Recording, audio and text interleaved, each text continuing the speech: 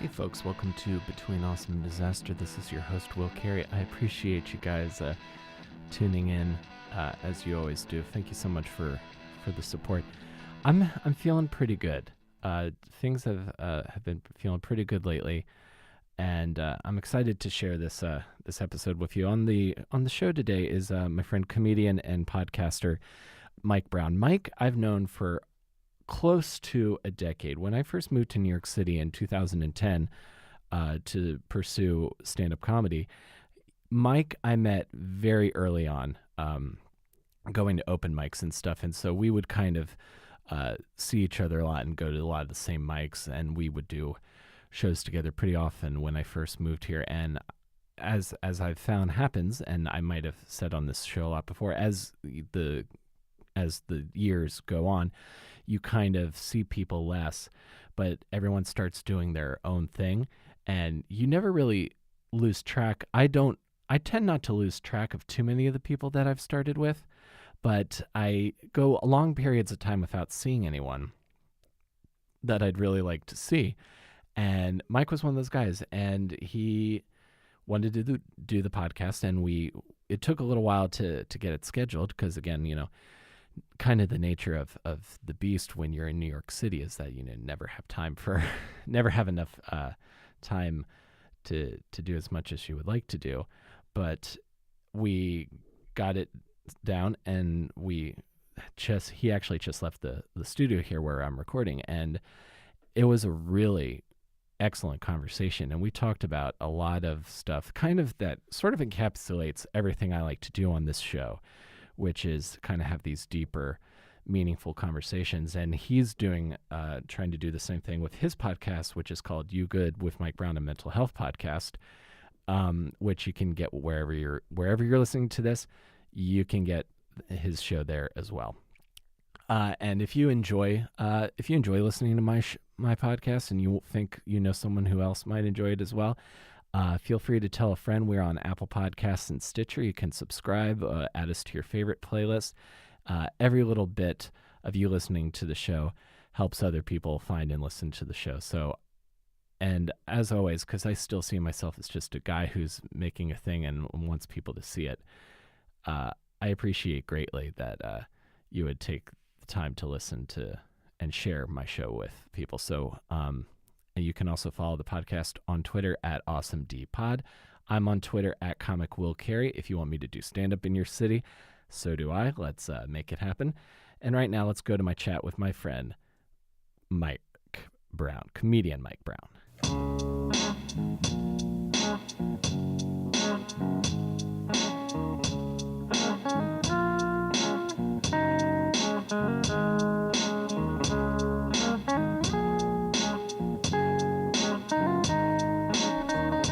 There's the worst someone can do to me right now is ignore me. Like, you know what I mean?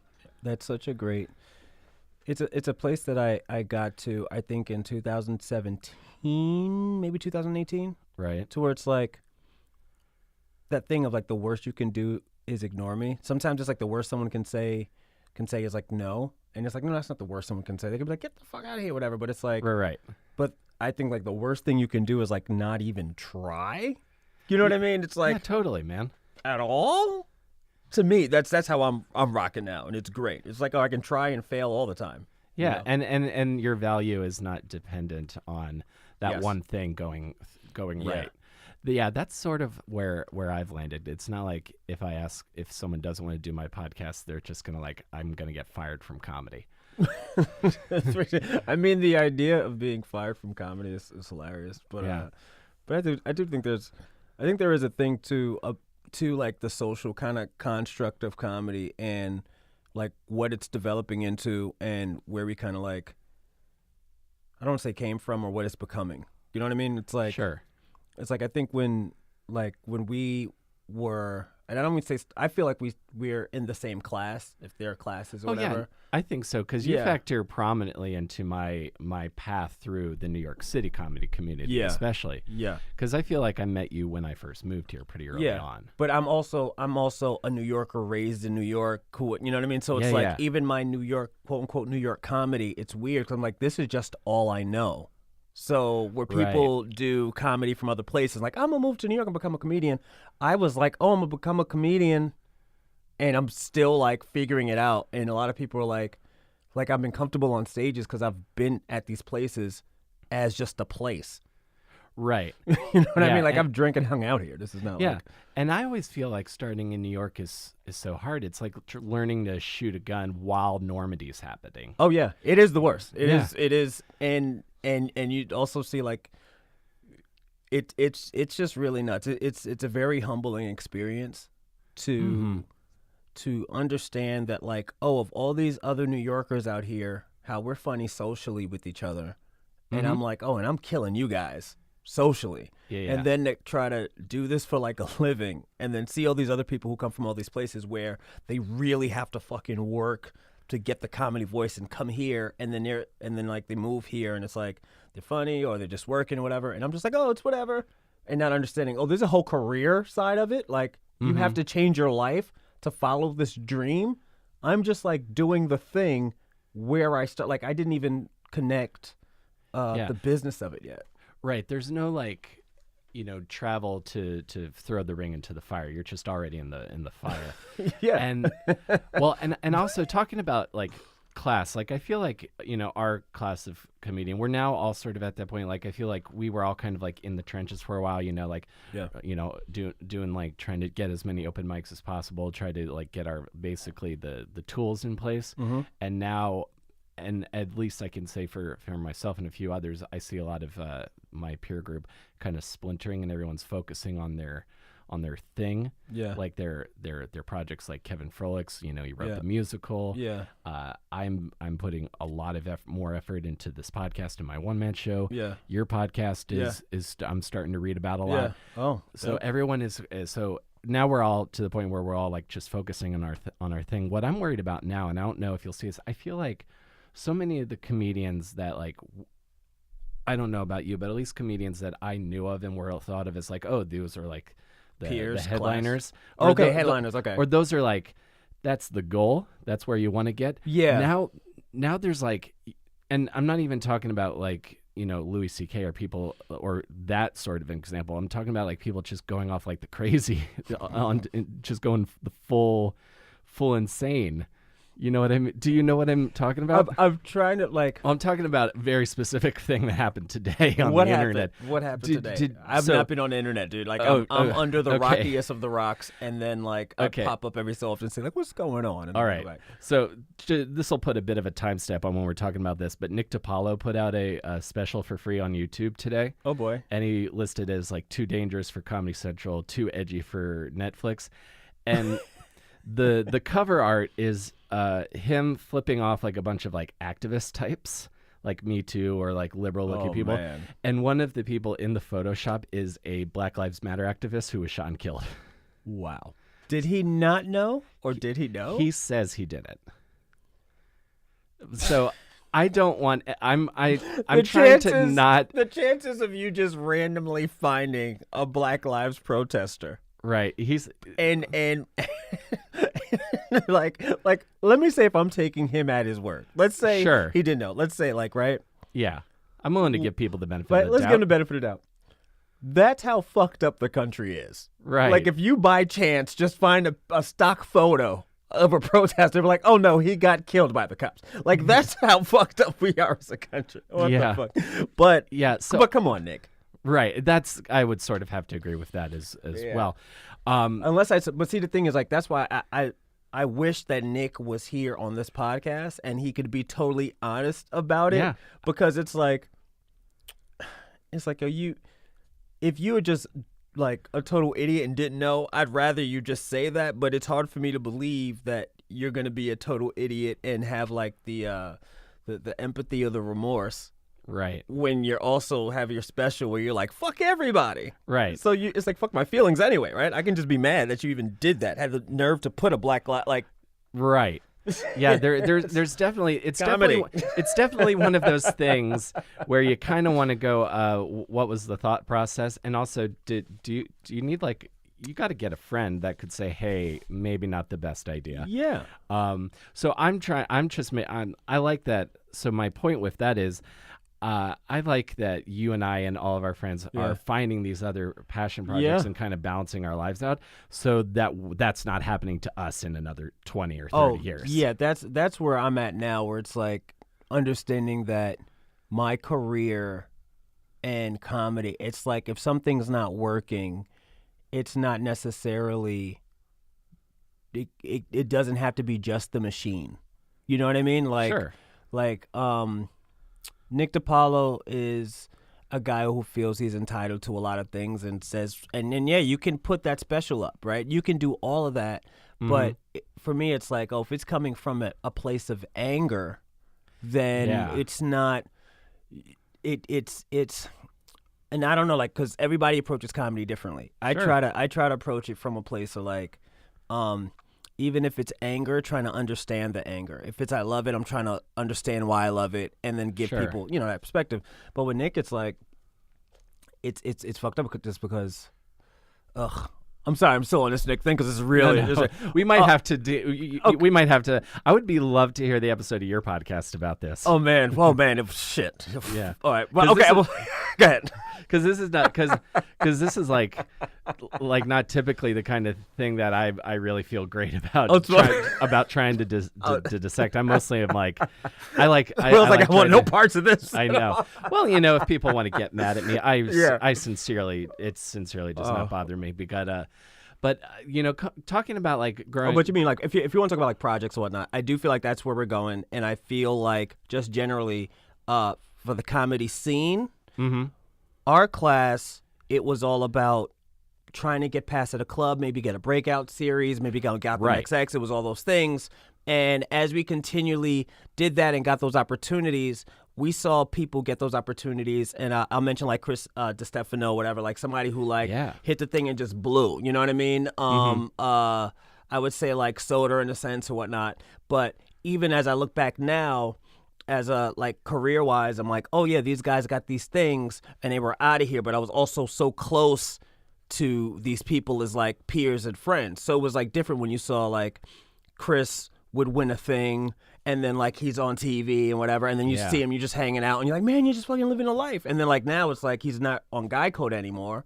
Same thing like perfect example, Schultz, right? Yeah. Andrew Schultz, right? Like he's somebody who I don't think was really ever embraced by the industry.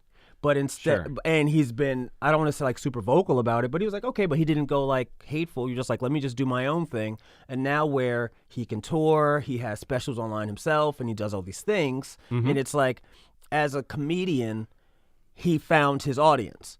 And we're so used to having an audience from a comedy club and hoping that they come with us. But the comedy clubs never really, and this is me going on my rant. I'm sorry. Oh no, it's all good. We got time. Okay, like I think what happens is the comedy clubs stopped like kind of curating talent, right? And they wanted everything to be. It's like I think it's like really akin to the music industry.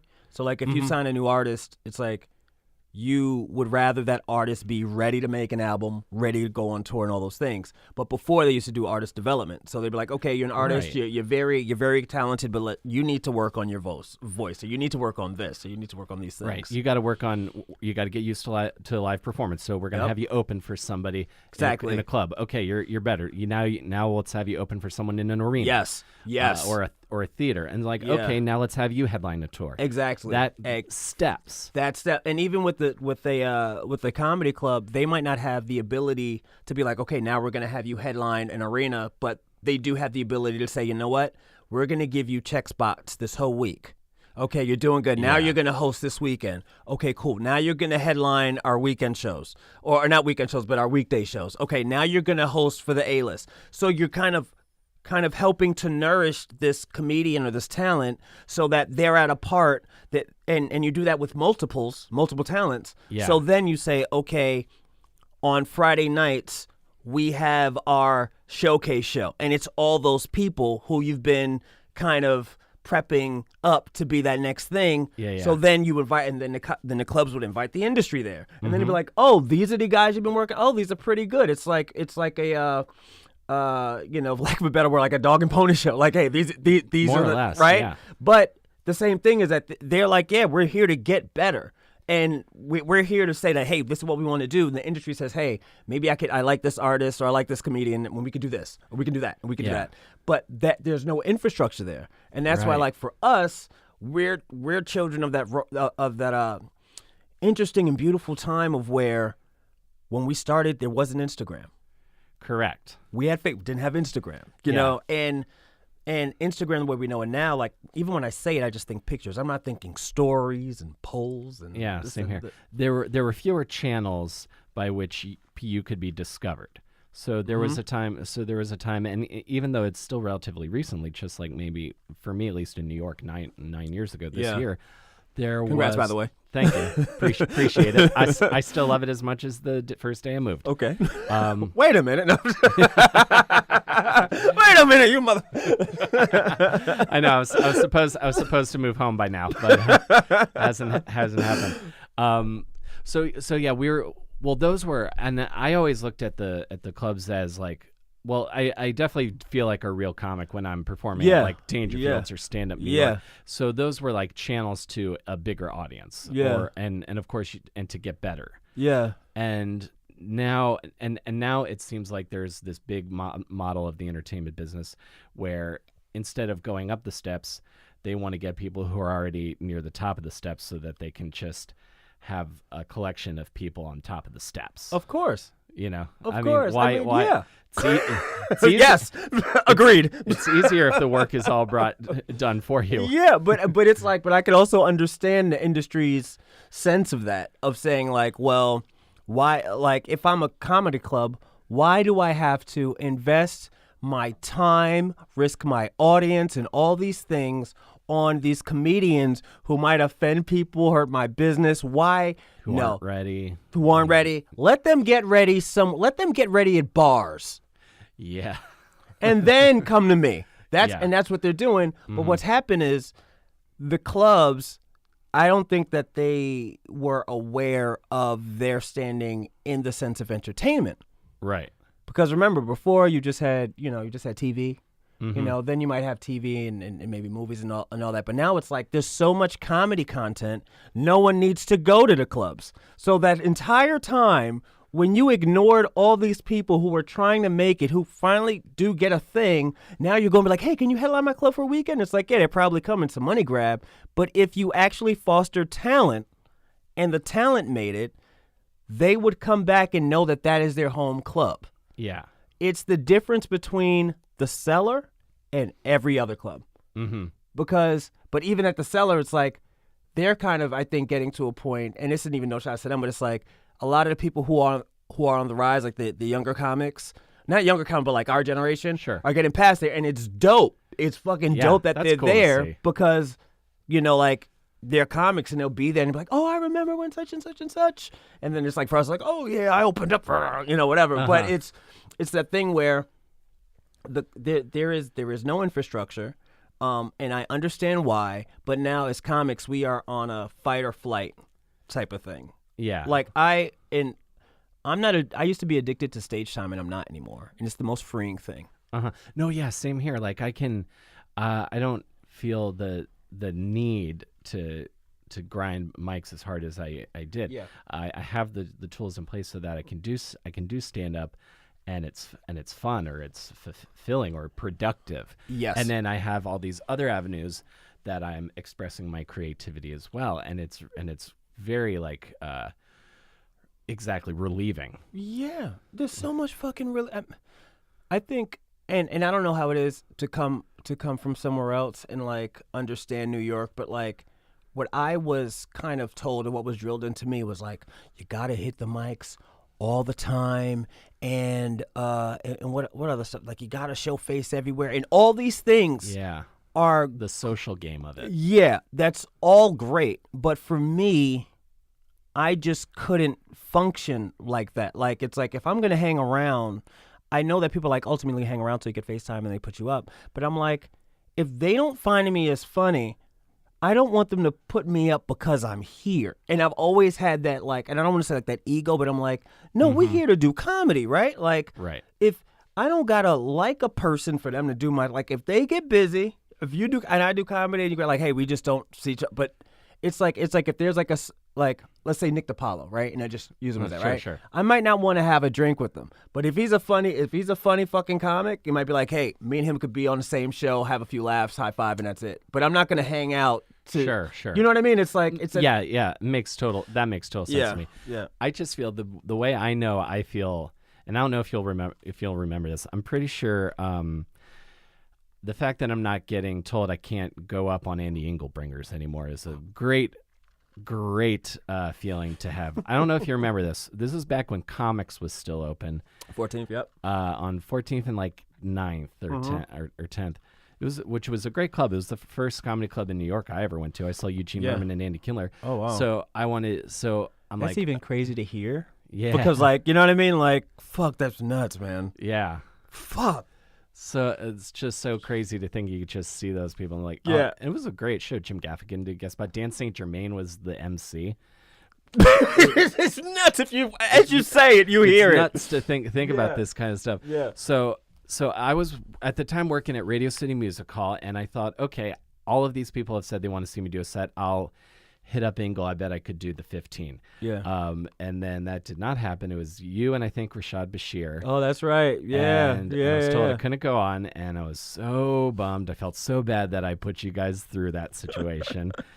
And now Andy Engel has no impact or influence on my life or the way I do comedy whatsoever. Isn't that fucking nuts? Yeah. It's I remember going down there, man. I remember me and Rashad, man. I gotta hit him up, man. I saw him recently at the Creek. He's got a show. He's got a show or mic somewhere that's apparently doing really well. Yeah, but it's one of those things too where it's like Rashad is like somebody who's like, we're brothers in arms forever. You know what I mean? So, like, when I see what he's doing, I'm like, yo, keep, in my mind, I'm like, yo, keep doing it, keep fighting. And I remember how that was because I think that most recently, I think I did a Caroline's Bringer. And, like, I had so many people, and I knew the struggle of trying to bring people to a comedy show. Yeah. Like, I need to do this to get on stage. And I think it was, like, after... I think for me, my all my stuff started going haywire. I think it was like the maybe the third or fourth time I did a bringer, and I brought like 30 people. Also, remember, I live in New York. Right. I'm from New York. People, you know what I mean? I went to school in Jersey. Like everybody's right here. Totally. So I remember I did it, and like. They still were going to make me like pay for a DVD or something, or I was only going to do 5. And it was just like, I looked at myself like the value of like, wait, if I just brought 30 people out and you guys are saying everybody bring 15 and other people didn't bring enough and they're all getting up and I know these people want to see me and I'm only doing 5 minutes while all these other people like what? And I was just like, I felt bad for putting my people through that. Yeah. You know what I mean? It just felt on me too real. I was like, no, I'm not promoting some shit that I can't really be behind because if they come out and it's not good, they're going to be like, man, I don't need to, I don't need to come out for that. So I was just like, let me save. Right. I found my voice. That's how I started finding my voice. Exactly. If you got those 30 people that would come see you do 5 minutes of Caroline's, they'd probably come see you do like 30 at the Pit Loft if you booked an hour for yourself. Yeah. But why? And also it's like, and they're paying like however much to get in. They're buying 2 drinks. Yeah. So let's just say 2 drinks is $20, and let's say the ticket price is $20. That's $40 a person. It's an investment. Yeah. Yeah. But they're making all the and you just can't give me a DVD. Right. I just gave what? Yeah, 30. You pull out the calculator. That's $600. I just gave you $600. Yeah. My friends, they want to see me succeed so bad. They all got together and gave $600 to you, and you're like, not enough. I need 20 more for the CD. What? Are you kidding me? Are you fucking kidding me? I mean, that's how I felt. I know they didn't mean it like that because also it's like, who wants to see these new guys anyway? Right. They gotta. We can't just put them up in front of anybody. We'll put them up in front of their friends. So it does make sense. I get the bringer model. I get it, but it's also a thing of like, the seller is able to have, and I think, and I keep saying the seller, but it's just like, I think because they have so many people who've come through and that's their home club, like the quote unquote stars, the people who've made it. Yeah. That everyone comes kind of hoping you see that. Sure. But everybody else on the show was great, right? Yeah. If all the other clubs had a relationship with all the super funny, mega successful people, they would just go to comedy clubs. Yeah. Being like, oh, maybe so-and-so will drop in. You know what I mean? Like, I remember, when people start taping. Anyway, I'm sorry. I'm just. Oh, no, it's all man, good, dude. I'm sorry. I get so hyped. I get so hyped talking about comedy. I mean, dude, it's all good, man. So I kind of want to trace this. So you're from New York City. Yeah. And because I was looking at checking out some of your stuff before you got you. Okay. Where did you grow up? Okay, so in New York? I grew up. Okay, so here's the story. I grew up in Queens, What part? Rosedale. Where's that? Rosedale is like, say like maybe 30 minutes from Jamaica. It's like more to it's closer to Long Island, but it's like super rural ish. Like just like houses and shit. Like I grew up in first I was in like a 2-story that like a 2-family house. I mean, yeah. Lived up upstairs, and like across the street it was like a detention facility. It was just it was just a mess. And then when we moved to like this like small townhouse, and it was like like they have like townhouses that look exactly the same right next to each other, that type of deal. But it's like, oh, it's a nice neighborhood. Wow, almost like the suburbs within New York City. Yeah, that's what I'm saying. It's like, but because it was Queens, it's like I know that like Queens is a borough, but like for me, when I think about New York, I only think of like Manhattan as the city.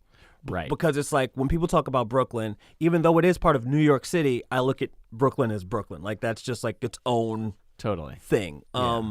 So yeah, I was in Queens, and then for like junior high, like 8th grade, I moved in with my dad at his place in Harlem. And I grew up in a brownstone, which is great. In Harlem. Yeah. Oh, awesome. Which was it was dope. It was also like a weird thing because like I didn't know that like I was like living in a brownstone until like friends would come over. Right. And that's like that means something. Yeah, I guess it means it's like a status thing. I don't know if it's a status thing, but it wasn't like a status thing really for to me because like remember, I didn't grow up with this. Like it's new to them like it's new to me. I didn't live here until my mom shipped me off. Right. So they're like, "Oh, this how you?" I'm like, "This is what my dad is doing. I don't know what's going on. I just was told I'm gonna go to high school in Harlem. Like I don't know what's happening, Right. But everyone be like, "Oh, this is kind of dope." I'm like, "Oh, okay." But I just didn't have anything to juxtapose against it because my friends, at the time before I was going over to their place, they're all from Harlem, but like they might live in an apartment building here or this here. So when they come, I'm like, "It's a fucking what?" I remember. Yeah, exactly. It's like it's weird. This doesn't fit the narrative. It doesn't exactly. I remember my boy one time. He came over for dinner, right? And then my dad was making he made like steak and mashed potatoes, right? And then he's like, "Damn, man, y'all just be eating steak?" Like I was like, "Hey, just get steak from the store." He's like, "Well, y'all just do that?" And I'm like, "Yeah," but it sounded crazy to me. But it also was crazy that like he's just going through, like he's probably not eating steak at home. Maybe his dad's just not into it or whatever the fuck. Totally. But for me, I'm like, oh, should I be like, is this weird? So I had a whole life of not knowing what the fuck was weird or not. And then now, like in comedy, I realize like I'm one of the weirdest people in this shit because I have missed I watched Star Wars for the first time this year. Okay, I didn't know who the Beatles were until my sophomore year of college. You know what I mean? Like I've missed so much shit that like from a black mom from the projects to my dad was Jamaican. He doesn't care about a lot of shit. So like I missed so much. Right. So you're just catching up on lots of pop culture. Yeah. Now. Dude, I'm so glad about this Game of Thrones thing, dude. Oh, I'm so happy. I'm a part of something now. Oh, I feel great. Totally. So Rosedale compared to Harlem. So you're going from a very kind of suburban I'm Yeah. imagining, if I'm imagining Jamaica and imagining Rosedale, I'm imagining like Hollis is like there's that whole area of Queens that's sort of like not connected to public transportation. Yeah, well, there's a where I was, there wasn't any public transportation. Like, I lived probably like a 20-minute drive from the Rosedale Long Island Railroad stop. Mm-hmm. You know, so like that, like in order for me to get to Jamaica, I would have to take the dollar van for about a half an hour to get to Right. Jamaica Station, Jamaica Archer, was that EJ and Z train or whatever? Like, I'd have to take a bus 30 minutes to get over there. I couldn't walk there. Like, no. Yeah, totally. And then you go to Harlem. So if you're not catching like most of, and this is because I feel like we're probably around the same age. How old are you? I'm 30. I'm 37. Well, I'm turning 37. Turning 37. Okay, Yeah. so you're a few years older than me. Yeah. So this is like maybe like Harlem in like the 80s or 90s. No, it's definitely 90s. This was definitely because like I graduated high school in 2000. So this was like 90, let's say like 95, maybe 94, 95. Okay. Yeah. So if you were missing like if you're missing like Star Wars and the Beatles, well, also Yeah. what did you think of Star Wars when you saw it?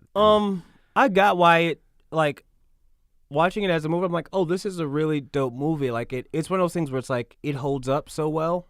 Yeah, the original Star one. Wars, I think, Yes. are pretty timeless. The original Star Wars holds up so well as a timeless story where I'm like, oh, I see how even at that time when you didn't really have sci-fi epics on screen, this just shattered everybody's expectations and imaginations and we're just like, what else? But I also understand how, like, you have that, you know, I don't want to get too far, but like having that intellectual property and you got to keep churning the shit out. But Yeah. the original one, I'm like, oh, I get why this was a big deal. Mm-hmm. My one of my best friends at the time, Alex, in high school, loved Star Wars. I remember they re-released it, and we went to the midnight showing at one of the theaters, right? And I think it was like the AMC. And I remember we go to see this movie together. And he's like, man, you got to see. I'm like, all right, come on. We went, we did it. And we go to the theater, and I fell asleep like during like a second after the scrolls or something. Sure.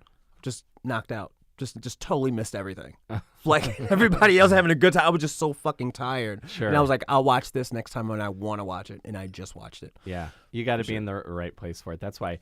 That's why. Like full disclosure, I'm probably gonna wait until the Game of Thrones hype has died down to actually watch it. Oh, because I got a ton of other shit. That I'm like all into sci-fi and anime right now. So that's my journey.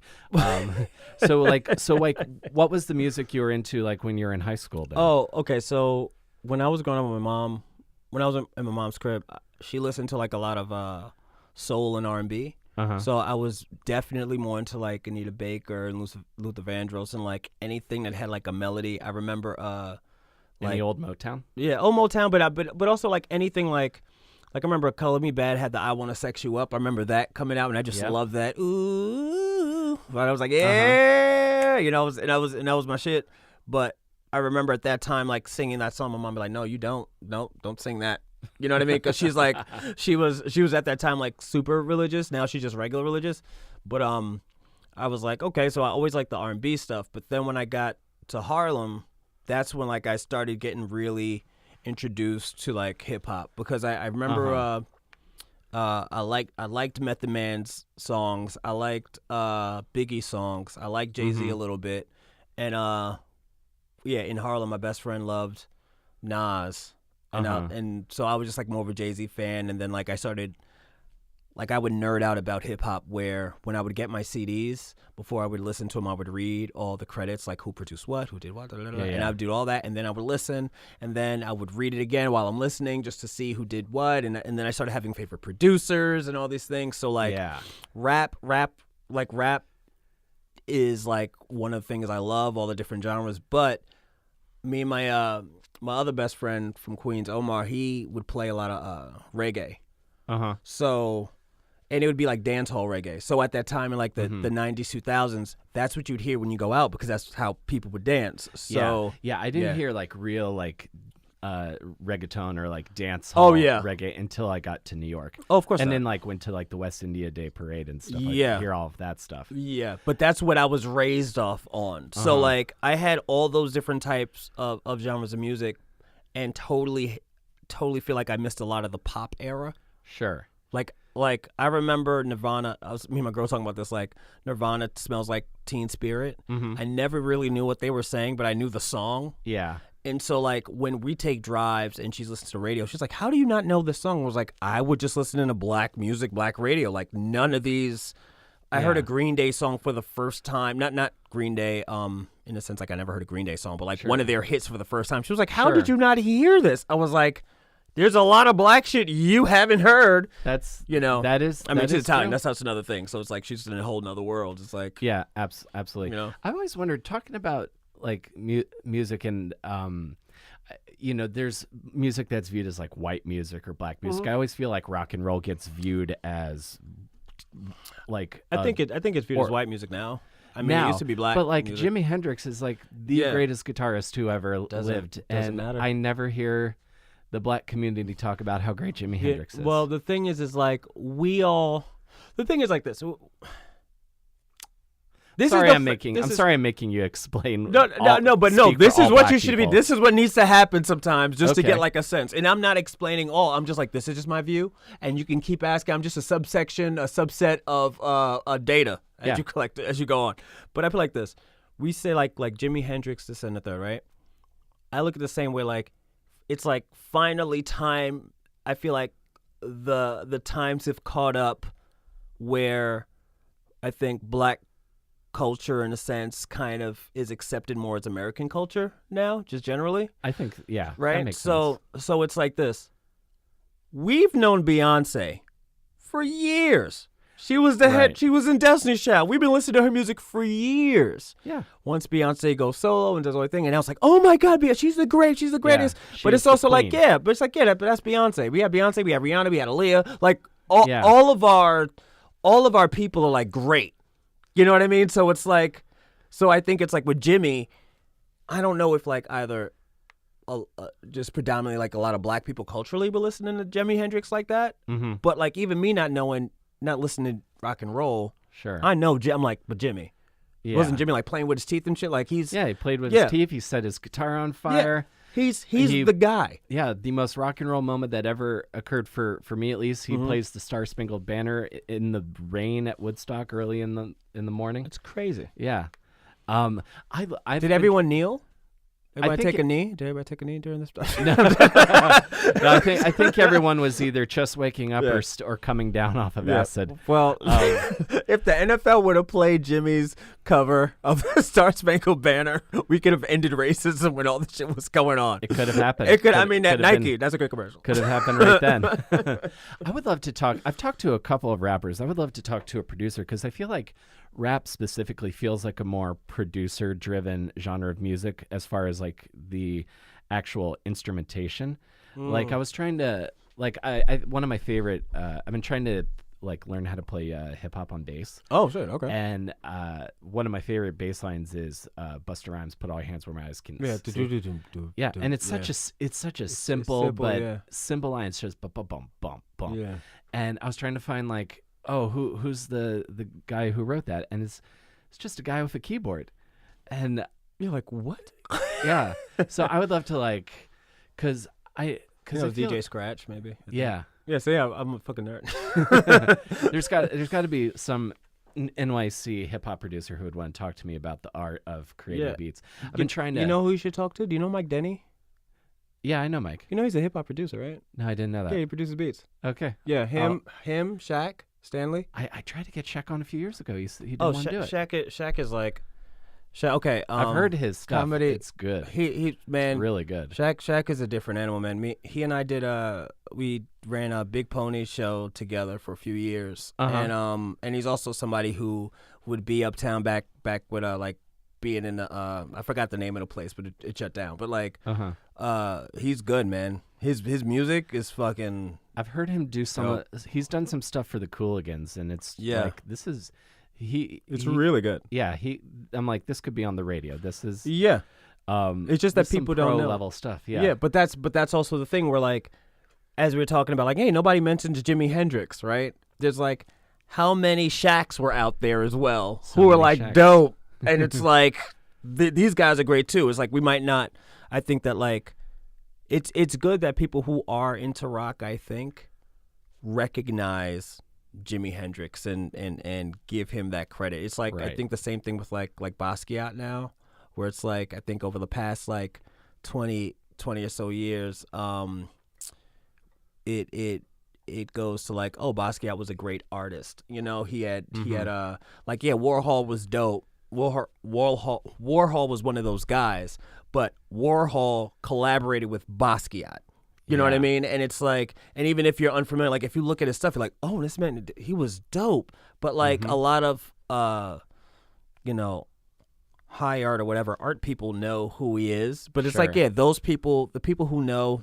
If you know, you know. You know? Exactly. And then it's, for me, it's always, because I love and still love punk rock music. So whenever seeing like one of those bands get like a big radio hit or get a couple big albums, like, I'm like, oh, you like that song? I've been listening to that band for 6 years. Oh my God, that's how I feel about Kendrick Lamar. Mm-hmm. Oh yeah, no. Well, so he's been brilliant for forever. The whole time. And then see, society just heard of him. Yeah. But that's I feel like that's the same thing goes with comedy too.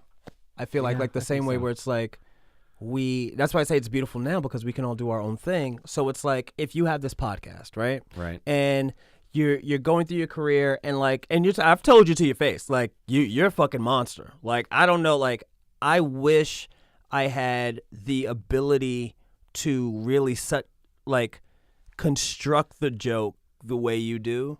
You know what I mean? Because like you like there's people who make jokes like it's like making sushi. And like if you do the wrong cut, it's the poisonous part. But so you gotta cut that shit the right fucking way, and you always cut that shit the right. And I'm like, fuck, he's good, man.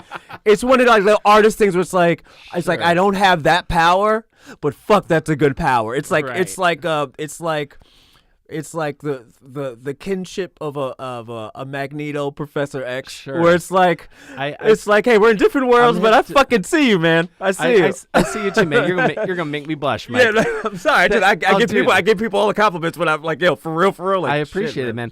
Well, and I'll say the same thing for you. Like if I'm here's the comparison I'll make. If I'm like a sushi chef making like super precise cuts and like meticulously folding rice and presenting it on a wooden slab. Yeah.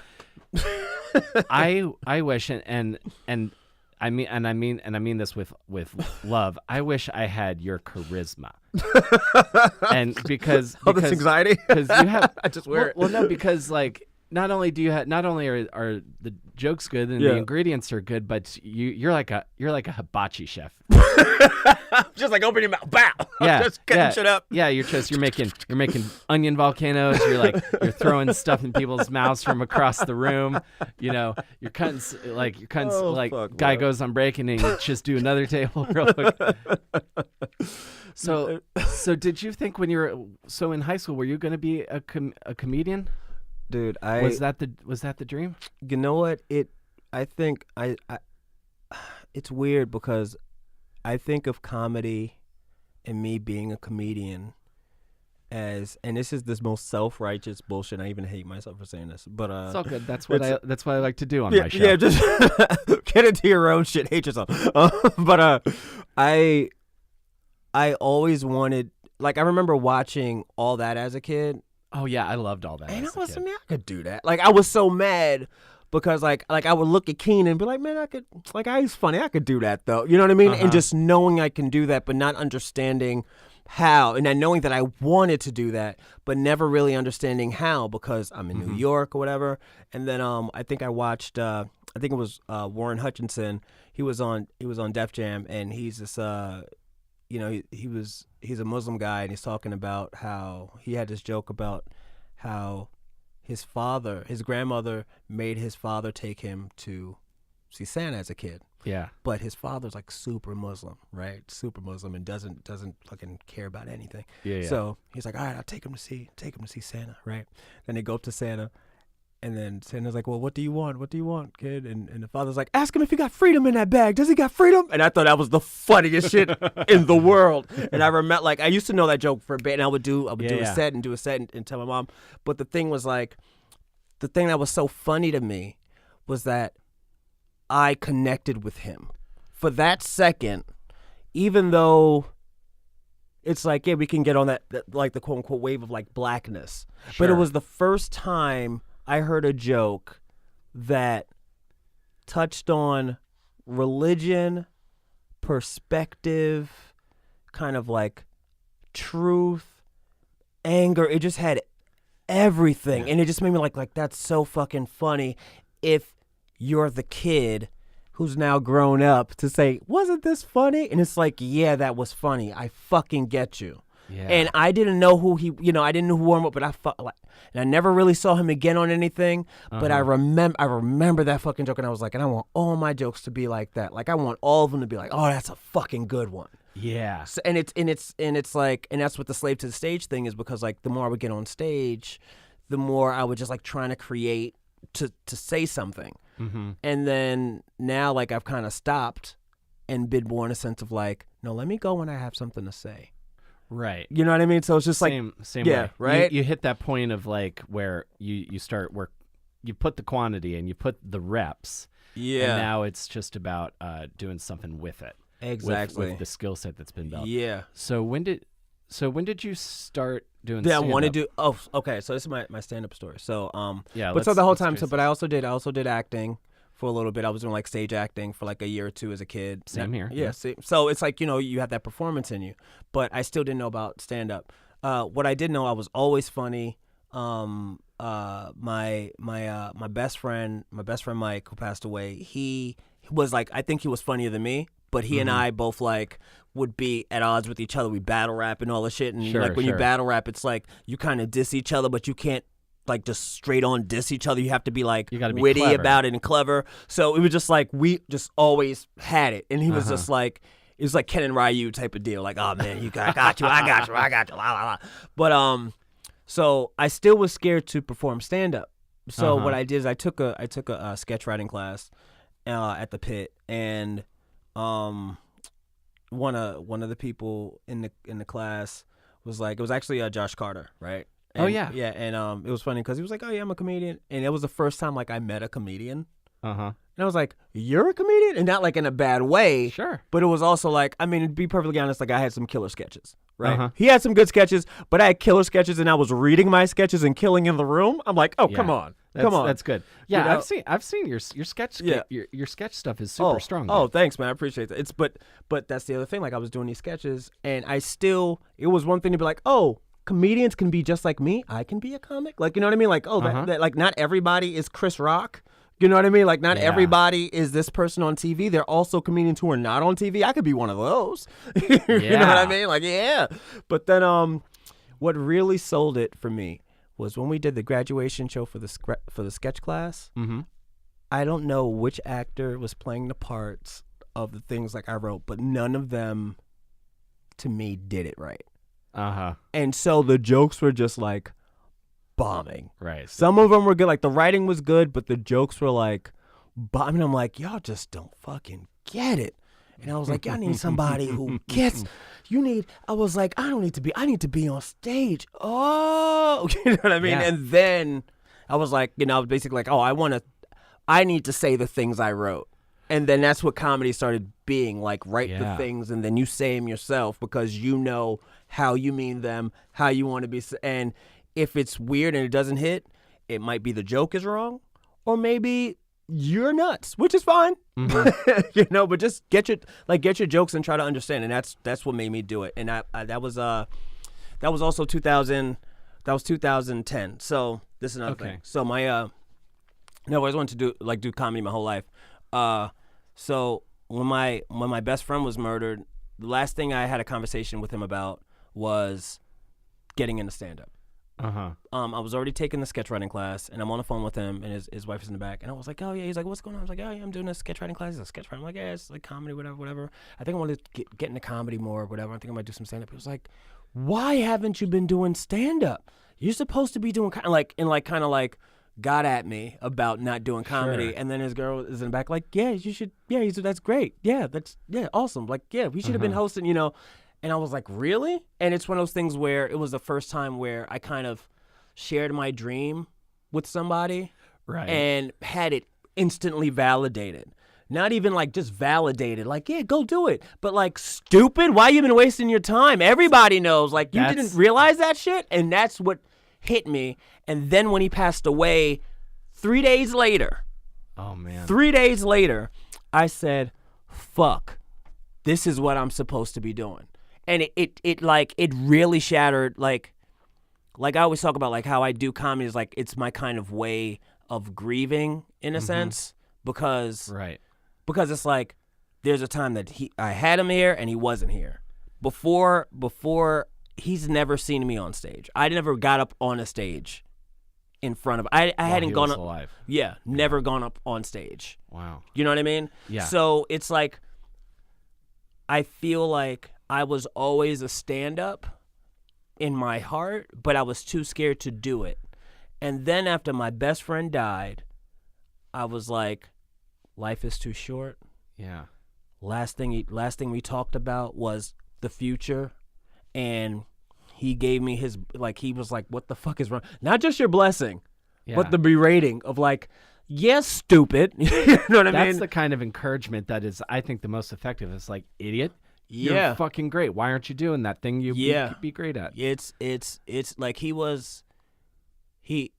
I always took, and this is another thing, like, I talk about this openly too, like, Sure. one of the last time, like, I've dealt with like suicide and depression, right? Yeah. And he was somebody who one day came to me after, like, and I've had many like episodes, whatever. He came to me and he kept it so real. He was like, listen, so I don't know what you're going through. I don't know what to tell you. We've already been through this. He was like, but he was like, I'm just letting you know, if you kill yourself, I'm not your friend anymore. Like, I'm not gonna be sad. I'm taking it personal. and it was like so fun. Like, as I'm saying, it's hilarious. But for Right. me, I was like, oh no, I don't want to lose my friend. Right. You know what I mean? And it just like, and it tethered me to the world in a sense. So when he died, like when he was killed, it was like, fuck. Because now it's like he's gone. But also, You're just floating in empty space. now I'm floating. So like my whole Tethered comedy, to nothing. yeah, my whole comedy thing now, I'm just vibing. You know what I mean? Where like the only thing I'm tethered to are the people who make me feel something emotionally. You know what I mean? So Absolutely. yeah, so and that's what it, and it's not even just like, it's not just in the sense of like, of course, family, of course, friends. It's also, but like also in the wider comedy community. Like Yeah. when I see people, I start like, it's like, because I've dealt with sudden loss before. It was even like when Kevin Barnett passed away, right? Yeah. That like was really I wasn't that cool with Kevin at all. You know what I mean? I'm not saying that cool with Kevin at all. Like I me know and what him you're were- saying. I interacted with Yeah. Kevin. I wouldn't say we were friends Exact- or yeah. even acquaintances, But but he you was ha- always very nice to me whenever I saw him. And I Yes. was always excited when I saw Mike Birbiglia's movie. I was like, oh, that's It's Kevin Kevin. Barnett. Yeah. I was very excited for that. So I hip to what Yeah. you're saying. And then it's that, and now he's not here, and he should be. Yeah, it's such a weird, and even the thing with like Kevin was one of the only dudes who like, I would talk with him and we would rarely talk, like we talk comedy stuff, but because he was Jamaican, so we would talk about like just random Jamaican shit and just random things and video games. Like we talked about everything else, but anytime we did talk comedy, it was comedy talk like, yo, this is what you're doing wrong. Da, da, da, da, da. You know what I mean? And that was cool too, because it's like, oh, he's really like looking out.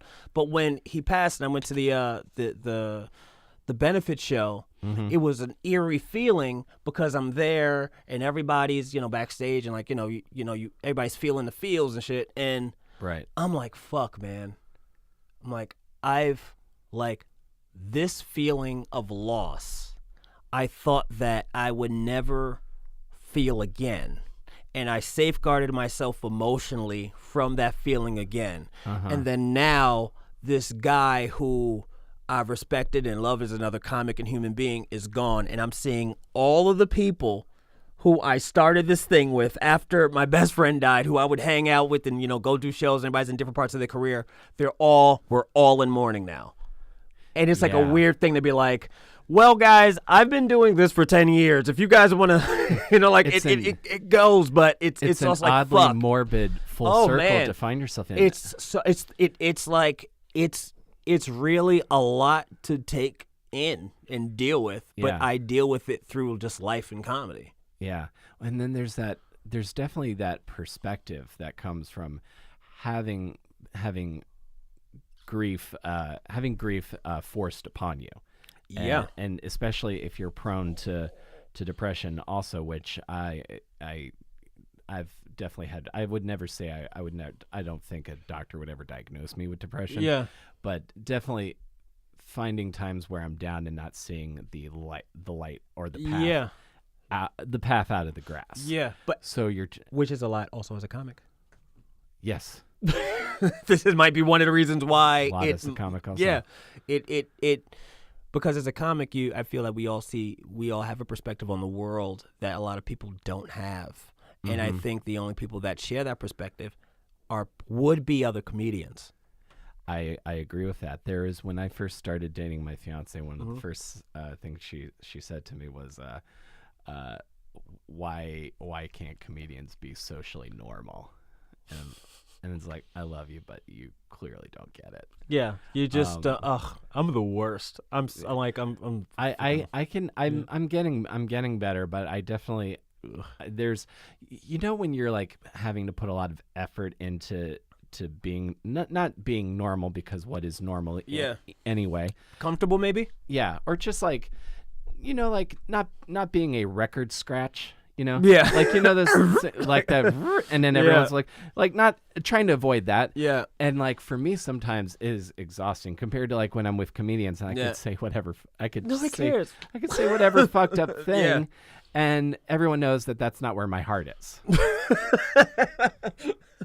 That's the thing, like, just like, I always say, just like Jesus knows my heart. The God knows my heart. He knows my heart. You just say the most fucked up thing, but he knows my heart. Yeah. My heart's good. Yeah, it's a funny thing to me because, like, I have so much anxiety that I've, like, and I don't know if this is, like, healthy or whatever, like, I've had so much, I was just like, man, just give into it. So now I just get comfortable wherever I'm at, even if I'm not supposed to be comfortable, I guess. And I think that might have this false sense of confidence. Not for me, but people might be like, man, Mike is just so confident. And I'm just like, man, I don't care anymore. Like, I'm going to be comfortable. I don't know what life is going to bring at me, but I am tired of being uncomfortable all the time.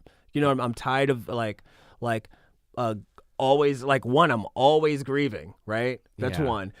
Two, I'm black in America. That's another thing. You know what I mean? It's you like have so many different layers. Yeah, there's so many that you're dealing with. Yeah, and then the new layer that I didn't know, but it's a new layer now of like hating, or not hating, but just like being disappointed in my gender as a whole, and also wondering how I come off as a man to anyone who has a problem with the patriarchy. And it's like, I didn't even know I was playing for this team. Yeah. Do I count part? Like, it's just so much that I'm just like, man, I'll just be comfortable. Yeah, rethinking every interaction you've ever had with a woman, just thinking, was that problematic? Did I make her feel that in that way?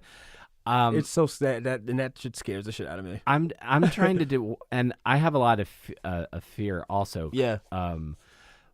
Around like big life things, because because I just like scraped for so long in New York, and and every little bit of stability, I'm just just clinging on to that stability. And then my parents' divorce really made me kind of cynical. Okay. On a lot of things. How old are you when they divorced? 16. Okay. So I'll say you're 16. You're kind of like, all right, then what? Yes, firmly entrenched in my like. I'm listening to like. I was listening to a lot of like when I discovered Dashboard Confession. Okay, so that sounds emo. That feels like the most emo band. you're not too far. Okay, you're not too far off. My feelings. Yeah, I'm hurting. don't know. I'm just making up a song, by the way. That's just emo voice. That's probably a song that I haven't heard yet. But I was very much entrenched in that, and trying to, and what I've been trying to do lately is just is let go of the fear and think of like, what is the worst that could happen? You know, most situations I try to go into thinking you're probably not going to die. Yeah. You're like that's always a good place. You to will start. probably come out on this, and look, even if this turns into a metaphorical like car on fire, you know, you've climbed out of metaphorical car fires before. You'll still love the things you love, and then you'll still find new things to love. So my big thing has been to just not listening to that voice that tells me that everything could potentially be disaster, which is in direct contradiction to the way my fiance thinks, in that she likes to think of everything that could possibly go wrong and have a plan for it, and it is challenging. Yeah, I mean that's where I switched from your perspective of everything is going to go wrong to your fiance's perspective of everything is going to go horribly, but just in case. You know what I mean? Sure. Which is like a weird place to be, but it also is like the only type of semi sense of security I can have. Because it's like if I say, okay, fact is there's always tomorrow. There's always a tomorrow, right?